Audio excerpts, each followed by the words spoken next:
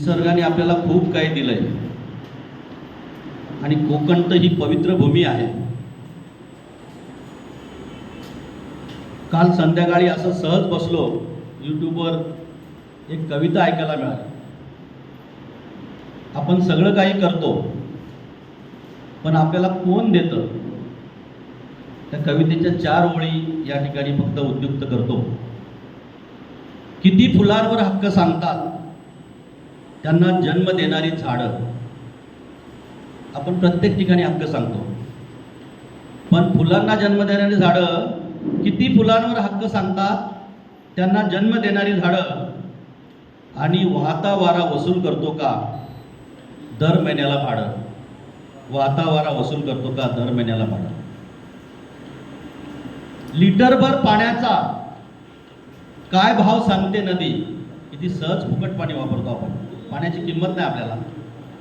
लिटरभर पाण्याचा काय भाव सांगते नदी? कधी ॲडव्हान्स मागतात का ढग पाऊस पाडण्याआधी? कधी ॲडव्हान्स मागतात का ढग पाऊस पाडण्याआधी? किती हत्ती दात पडल्यावर आपलेच हस्तिदंत विकतात? किती हत्ती दात पडल्यावर आपलेच हस्तिदंत विकतात? कारण का आपण उत्पादित करतो, आपण खातो. किती खावं, काय खावं? किती हत्ती दात पडल्यावर आपलेच हस्तिदंत विकतात. चोचीत मावेल तेवढंच खावं हे पक्षी कुठून शिकतात?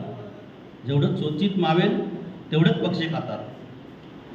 पुढची आणि महत्वाची ओवी आहे, प्रकाश दिला म्हणून सूर्य कधी लाईट बिल धाडतो का? प्रकाश दिला, लाईटचा पण आपण बेसुमार वापर करतो. प्रकाश दिला म्हणून कधी सूर्य लाईट बिल धाडतो का? कधी रविवारची सुट्टी घेऊन जगात अंधार पाडतो का? कधीच नाही. सतत त्याचं कार्य चालू असतं. मनुष्य जीवन जगताना आपण एकमेकांना लहान मोठे समजतो. प्राणी सुद्धा स्वतःला कमी जास्त समजत नाही, पण मनुष्य प्राण्याला बुद्धी दिले.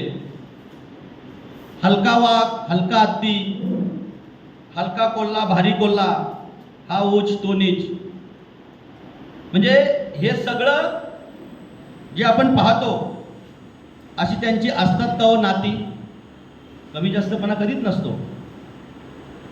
परंतु ज्या मातीतून आपण बी उगवतो, आणि एक बी उगवायची किती चार्ज करते माती. किती सुंदर वाक्य बघा. आपण जी बी रोवतो ती सहजगत्या ती भूमी ते बी उगवून देते आपल्याला, पण ती कधी आपल्याला चार्ज करत नाही. इतकं सोपं सुलभ आपल्याला मिळालेलं आहे. शेतकऱ्याला त्याची जाण आहे, ग्राहकाला पण त्याची जाण आहे. परंतु आज बघितलं तर 30% जास्त अन्न वाया जाताना दिसतं.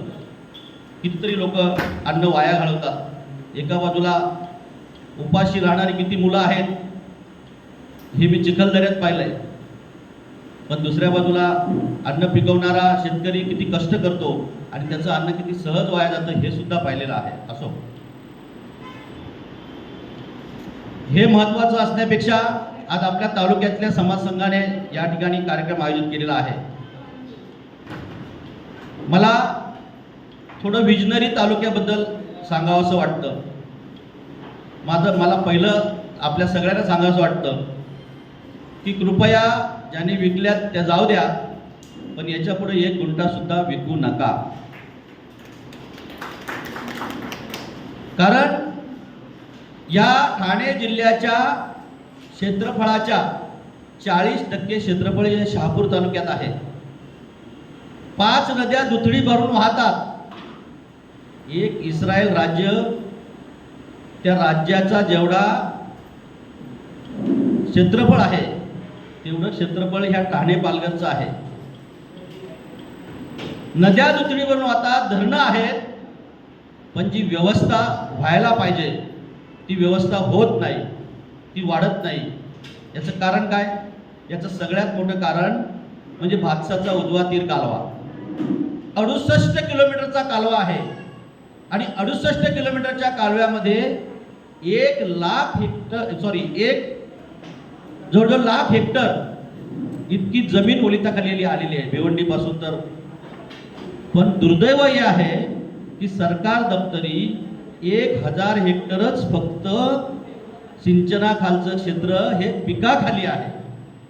म्हणजे त्या कॅनलला जेवढा खर्च झाला त्या पाण्यासाठी आपल्या ज्या पूर्वज असणाऱ्या पुढाऱ्यांनी ज्या पद्धतीनं आपली व्यवस्था करून दिली, परंतु त्या व्यवस्थेचं सोनं आपल्यालाही करता आलं नाही.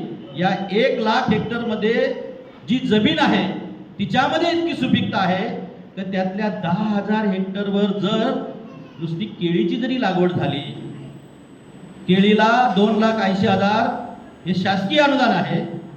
बँक सुद्धा आपल्याला 1,40,000 देते आणि फक्त लागवड केल्यानंतर पिकलेल्या उत्पादनातून आपल्याला लाखो रुपये मिळू शकतात.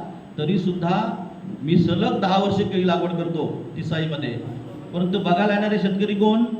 आमचे संतोष दिनकर, नाहीतर धेडे काका, या व्यतिरिक्त आमचे जयवंत आरमळे, या व्यतिरिक्त शेतकरी म्हणजे इतकी अनास्था आपल्यामध्ये आहे. आता त्याही पलीकडे जाऊन सांगतो, म्हणजे कॅनलची व्यवस्था झाली. आदरणीय विलासजी झुंजारराव साहेब कृषी अधिकारी शहापूर या ते आले, त्यांचं वैशिष्ट्य सांगतो. आबानी जेव्हा नोकरीत रुजू झाला त्यावेळेला म्हणे मी 58व्या वर्षी रिटायर्ड होईल. पण 58व्या वर्षी जेव्हा रिटायर्ड होईल तेव्हा या तालुक्यामध्ये 58 लिफ्ट इरिगेशन करूनच रिटायर्ड होईल. त्यातल्या 38 लिफ्ट इरिगेशन ह्या झुंजारराव साहेबांनी केलेल्या आहेत. त्यांच्यासाठी जोरदार टाळ्या वाजवा.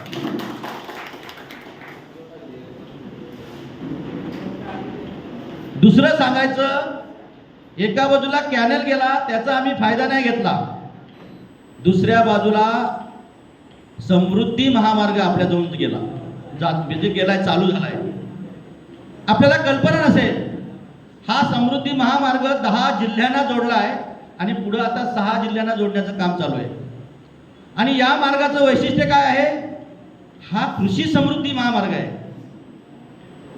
या महामार्गावर प्रत्येक जिल्ह्यामध्ये एक कृषी समृद्धी नवनगर सरकारला स्थापन करायचं आहे. त्यातले 2 नवनगर त्यांनी बुलढाणा जिल्ह्यात सुरू करायला सुरुवात केली. मी त्या ठिकाणी जाऊन आलो. 3 संभाजीनगरमध्ये, 2 वर्ध्यामध्ये, आणि आनंदाची गोष्ट आहे की ठाणे जिल्ह्यातल्या शहापूर तालुक्यामध्ये कृषी समृद्धी 4 नवनगर होणार आहेत. पण आमच्या लोकांना माहिती नाही. एक वाशाळ्याला होणार आहे, एक गोलबंदजवळ होणार आहे, एक तुमच्या कासगाव शेलवली जवळ होणार आहे, आणि तिसरं लेनाड जवळ तो दोऱ्याचा पाडा आहे. त्या ठिकाणी अशी 4 किमान 1000 एकर, जास्तीत जास्त 1500 एकर अशा जागेमध्ये ही कृषी समृद्धी नवनगर, त्याची रचना, त्यातल्या 7 याची कामं चालू आहेत. वर्ध्यात चालू आहेत, बुलढाण्यात चालू आहेत आणि औरंगाबादमध्ये चालू आहे, म्हणजे संभाजीनगरमध्ये. आणि आपल्या 4ची सुरुवात होणार आहे. आता काय असणार आहे या कृषी समृद्धी नवनगरामध्ये? सगळ्यात महत्वाचं, तिथं शीतगृह असणार आहे. शीतगृहांचं जाळं त्या ठिकाणी असणार आहे. दुसरं, त्या ठिकाणी प्रक्रिया उद्योग असणार आहेत. सर्व प्रकारचे फळं आणि भाजीपाला याच्यावर प्रक्रिया करणारे उद्योग त्याच्यामध्ये असणार आहे. तिसरं, त्याच्यामध्ये लॉजिस्टिक असणार आहे. चौथं, त्याच्यामध्ये गोदाम असणार आहे. आता मला एक सांगा, हे कोणासाठी आहे? कोणासाठी आहे? तुमच्या आमच्यासाठी, बरोबर की नाही?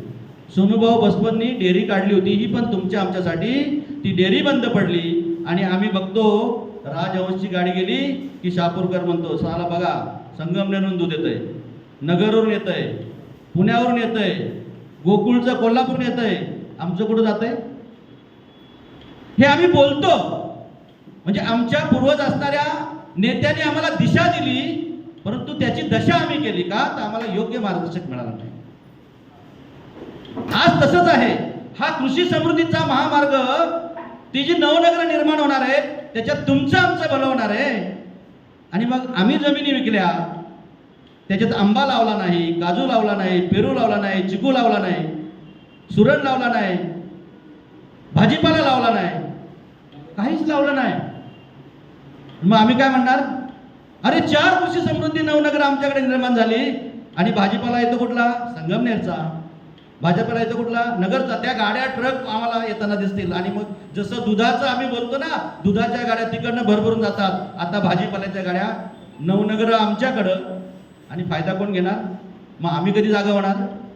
खरं म्हणजे यासाठी दिशा देण्यासाठी 17व्या वर्धापन दिनी अध्यक्षांनी हा निर्णय घेतला की आपण कृषी समृद्धी संदर्भामध्ये आपल्या शेतकऱ्यांमध्ये मेसेज गेला पाहिजे की आपल्या शेतकऱ्यांनी काय केलं पाहिजे भविष्यात, आपण काय केलं पाहिजे भविष्यात. आणि हे जर आपण केलं नाही, आज मला सांगा, प्रक्रिया उद्योग आमच्या शेतकऱ्यांनी त्या ठिकाणी सुरू केला. बरं एवढंच नाही, त्याला एक्सपोर्ट झोन आहे.